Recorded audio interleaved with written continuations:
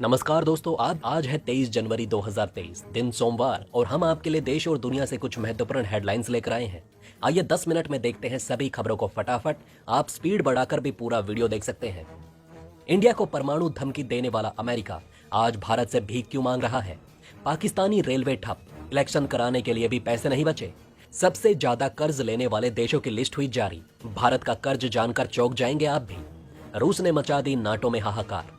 एक टैंक पर आपस में ही भिड़ गए नाटो देश, मचा घमासान। भारत को फाइटर जेट स्वदेशी इंजन बनाने में मदद करेगा फ्रांस, किया बड़ा ऐलान। दोस्तों आगे बढ़ते हैं विस्तार से। वीडियो के अंत में जानेंगे कुछ और महत्वपूर्ण नॉन स्टॉप सुपर हेडलाइंस के बारे में। दोस्तों आप सभी जानते हैं कि आज जो हाल यूक्रेन का हो रहा है, वही हाल कभी भारत का भी होने वाला था। भारत पर परमाणु हमला होने वाला था। भारत से शरेआम कश्मीर, गोवा और दमन दीव जैसे राज्य छीने जा रहे थे। उस वक्त अमेरिका, चीन और ब्रिटेन तीनों मिलकर भारत को हिरोशिमा बनाने का प्लान बना चुके थे। आप में से ज्यादातर लोग समझ गए होंगे कि हम बात कर रहे हैं 1971 युद्ध की, जब भारत को चारों तरफ से घेरकर यूक्रेन और सीरिया बनाने की तैयारी कर रहा था अमेरिका। लेकिन तभी रूस की एंट्री हुई और सारा खेल ही पलट गया। दरअसल रूस ने न केवल ब्रिटेन और अमेरिका के जंगी न्यूक्लियर जहाजों को ब्लॉक किया, बल्कि उत्तर दिशा से चढ़ाई करने वाले चीन को भी खतरनाक चेतावनी दी। रूस की धमकी के बाद चीन चाहकर भी भारत पर हमला नहीं कर सका और अमेरिका, ब्रिटेन दुम दबाकर भाग गए। जब भी भारत के खिलाफ पश्चिमी देशों ने चीन के साथ मिलकर यूएन में कोई भी रिजोल्यूशन लाने का प्रयास किया, तो रूस ने वीटो लगाकर उसे रोक दिया। यूएन में पश्चिमी देशों ने कश्मीर, गोवा और दमन को बार बार भारत से अलग करने की कोशिश की, लेकिन रूस ने हर बार अपने वीटो का इस्तेमाल करते हुए उन सबको धूल चटा दी और भारत की अखंडता को बरकरार रखा। हर मौके पर भारत के खिलाफ जाकर पाकिस्तान का साथ देने वाला अमेरिका आज न केवल भारत के कदमों में गिरा है, बल्कि भारत के साथ व्यापार करने के लिए कुछ भी करने को तैयार है। एक तरफ उसे इंडो पैसिफिक में चीन को साधने के लिए भारत की जरूरत है, तो दूसरी तरफ भारत के रिफाइंड पेट्रोलियम प्रोडक्ट्स के बिना वो जिंदा नहीं रह सकता। आज भारत 25% से भी ज्यादा तेल रूस से आयात कर रहा है और उसे रिफाइन करके अमेरिका और यूरोप में बेचकर उन्हें बर्बाद होने से बचा रहा है। यहाँ गौर करने वाली बात यह है कि भारत न केवल अमेरिका और यूरोप को बचा रहा है, बल्कि रूस को भी मौत के मुंह से बाहर निकालने का काम कर रहा है। मतलब दुनिया की सारी महाशक्तियां आज अपने सर्वाइवल के लिए भारत पर निर्भर हो चुकी हैं। सबसे दिलचस्प बात तो यह है कि अमेरिका ने जिन रूसी तेलों पर प्रतिबंध लगाए थे, आज वो अपने ही प्रतिबंधों की धज्जियां उड़ा रहा है और भारत का टॉप रिफाइंड ऑयल बायर बन चुका है। इस तरह से आज दुनिया का सबसे शक्तिशाली देश अमेरिका भारत जैसे महान देश से मदद पाकर धन्य हो चुका है। जिस भारत को कभी वो बेवजह परेशान किया करता था, परमाणु धमकियां दिया करता था, आज वही भारत उसके काम आ रहा है। हमारी इसी संस्कृति और सिद्धांत की वजह से दुनिया भारत को विश्व गुरु मानती है। दोस्तों आप नीचे कमेंट में बताइए कि किस देश ने 1971 युद्ध में भारत का साथ दिया था। दोस्तों अगर आप ऐसे ही रोज न्यूज हेडलाइंस देखना चाहते हैं, तो आप हमारे इस वीडियो पर कम से कम 500 लाइक कीजिए।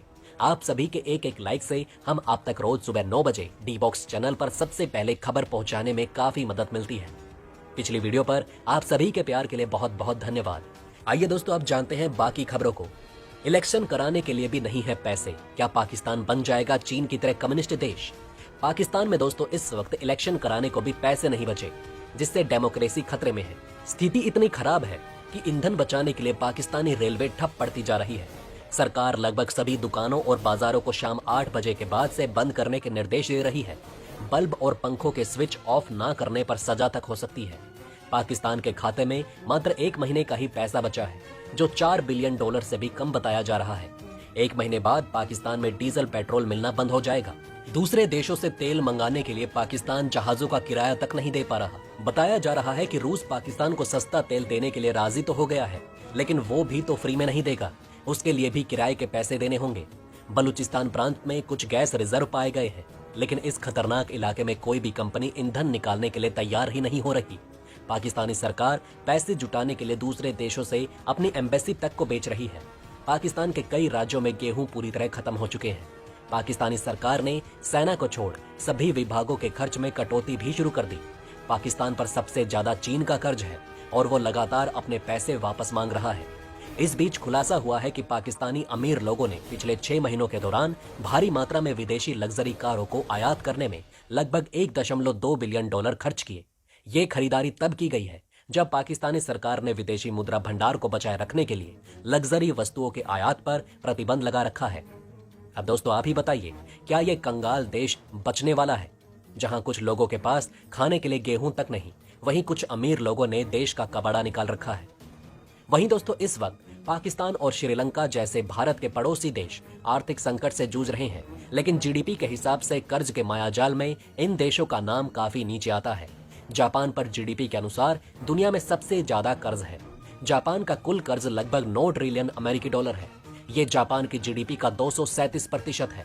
जापान के बाद ग्रीस, इटली और सिंगापुर जैसे देश आते हैं। इन सभी देशों का कर्ज 1 ट्रिलियन डॉलर से ऊपर है। भारत का पड़ोसी देश भूटान दुनिया के सबसे ज्यादा कर्जदार देशों में 9वें स्थान पर है। भूटान का राष्ट्रीय कर्ज 2 बिलियन डॉलर के आसपास है। ये राशि भूटान के जीडीपी का 110% है, जबकि भारत के पास मात्र 620 बिलियन डॉलर का ही कर्ज है, जो कि तकरीबन जीडीपी का 80% है। कर्ज लेने के मामले में हमारा देश टॉप 10 से बाहर है, जो देश के आर्थिक हालातों के लिए ठीक है। वहीं जर्मनी ने नहीं दिया तेंदुआ तो रूस यूक्रेन को बना देगा बकरी। एक टैंक पर नाटो में मचा घमासान। दोस्तों इस वक्त जर्मनी में लेपर्ड 2 टैंक को लेकर पूरे नाटो में 2 फाड़ हो चुकी है। ये टैंक बेहद खतरनाक है, जो रूस को काफी परेशान कर सकता है। रूस ने साफ तौर पर चेतावनी दी है कि अगर ये टैंक जर्मनी यूक्रेन को देता है तो पूरे यूरोप में भीषण संघर्ष शुरू हो जाएगा। इसी वजह से जर्मनी बेहद डरा हुआ है। दोस्तों आपको बता दें कि कुछ दिन पहले जर्मनी ने ब्रिटेन से यह वादा किया था कि वो इस टैंक को यूक्रेन भेजेगा, लेकिन जर्मनी ने अचानक पलटी मार दी और पूरे नाटो के लिए भयंकर संकट खड़ा हो गया है, क्योंकि जर्मनी के पीछे हटने के बाद पोलैंड और स्वीडन समेत बाकी सभी नाटो देश यूक्रेन को हथियार देने से मना कर सकते हैं। लेपर्ड 2 टैंक जर्मन टैंक उद्योग के गोल्फ की तरह है, जिसे पूरी दुनिया में ऑलराउंडर की मान्यता मिली हुई है। ये महाभारत के भीम की तरह है, जो अकेले 10 से भी ज्यादा रूसी टैंकों को धूल चटा सकता है। ये बेहद फुर्तीला और दुश्मनों को चकमा देने में माहिर है। इस टैंक के निर्माता ने अब तक कुल 3500 यूनिट का उत्पादन किया है। ये टैंक काफी खतरनाक तोपों से लैस है।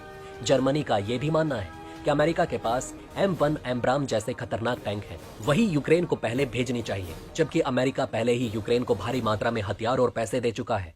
नाटो देशों के इन हरकतों से साफ लगता है कि ये लोग रूस से बेहद डरे हुए हैं और एक दूसरे को आगे धकेलने में लगे हुए हैं। वहीं फ्रांस ने भारत के आत्मनिर्भर मिशन से जुड़ने के लिए किया बड़ा ऐलान। फ्रांस ने कहा कि हम भारत के साथ मिलकर अंतरिक्ष और रक्षा क्षेत्र में क्रांति ला सकते हैं। फ्रांस के राजदूत ने कहा कि फ्रांस भी एक आत्मनिर्भर देश है। हम भारत के आत्मनिर्भर लक्ष्य को समझते हैं और इसमें पूरा सहयोग देना चाहते हैं। आपको बता दें कि फ्रांस के साथ सबमरीन लड़ाकू विमान और फाइटर जेट इंजन बनाने को लेकर कई डील पर काम हो चुका है और आगे भी बातें चल रही हैं। माना जा रहा है कि जल्द ही भारत और फ्रांस मिलकर स्वदेशी फाइटर जेट इंजन बनाना शुरू कर देंगे, जिसके बाद भारत में क्रांति शुरू हो जाएगी। दोस्तों आपको क्या लगता है, क्या भारत स्वदेशी इंजन बनाने में कामयाब हो पाएगा या नहीं? हमें कमेंट करके जरूर बताएं। आइए दोस्तों अब कुछ और हेडलाइंस पर फटाफट नजर डालते हैं। भारत के बीएसएफ जवानों ने पाकिस्तानी बॉर्डर के पास गुजरात और राजस्थान में जबरदस्त एक्सरसाइज शुरू कर दी है। सिर्फ 4 रुपए में होता था पाकिस्तान के रावलपिंडी से भारत के अमृतसर तक का सफर। सोशल मीडिया पर वायरल हुआ 1947 का यह टिकट। न्यायपालिका को पिंजरे में बंद तोता बनाने पर तुले हैं नेतन्याहू। पूरे इजराइल में लाखों लोग कर रहे हैं सड़कों पर विरोध प्रदर्शन। स्पेस में बढ़ रहा प्रदूषण। एक रिपोर्ट के अनुसार अब रात में भी नहीं दिखाई देंगे तारे। बाजवा पर इमरान ने साधा निशाना, कहा अपने एक्सटेंशन के लिए शहबाज शरीफ के साथ किया था समझौता। पाकिस्तान में हिंदू विवाहिता का अपहरण और दुष्कर्म। इस्लाम कबूल नहीं करने पर 3 दिनों तक हुई दरिंदगी। प्लेन से नेपाल जाने में डर रहे हैं लोग। पोखरा हादसे से बैठा दिल में डर। कैलिफोर्निया में चीनी नववर्ष समारोह में चली गोलियां, 10 लोगों की मौत। कोरोना से चीन में एक हफ्ते में 13,000 लोगों की मौत। अब तक 110 करोड़ लोग संक्रमित।